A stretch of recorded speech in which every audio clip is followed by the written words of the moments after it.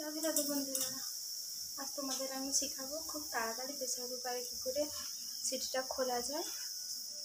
যখন খুব ব্যস্ত থাকা হয় তখন এরকমভাবে এইভাবে অনেকটা সময় লাগে।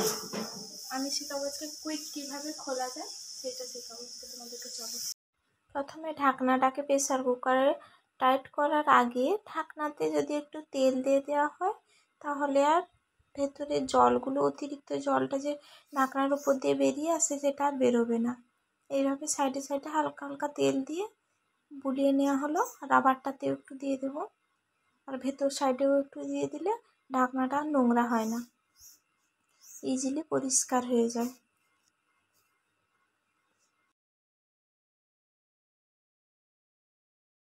এইভাবে ঢাকনাটাতে তেল লাগিয়ে আমি রেডি করে নিয়েছি। এবার প্রেসার কুকারে টাইট করে লাগিয়ে দিয়েছি। এবার অন্নটা তৈরি হয়ে গেলে আসছি দেখাবো তোমাদের। অন্নটা আমার হয়ে গেছে, চলে এসেছি, নামিয়ে নিলাম।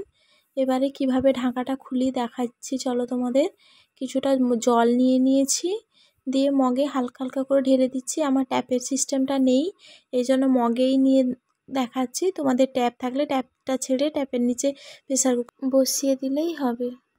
কয়েক সেকেন্ড বসিয়ে রাখলেই খুলে গেল। এই দেখো আমার খুলে গেছে প্রেসার কুকারটা। এবার আমি ছান্তা দিয়ে অন্নটা পুরো ছেঁকে তুলে নেব। একদম ঝরঝরে অন্নটা হয়েছে।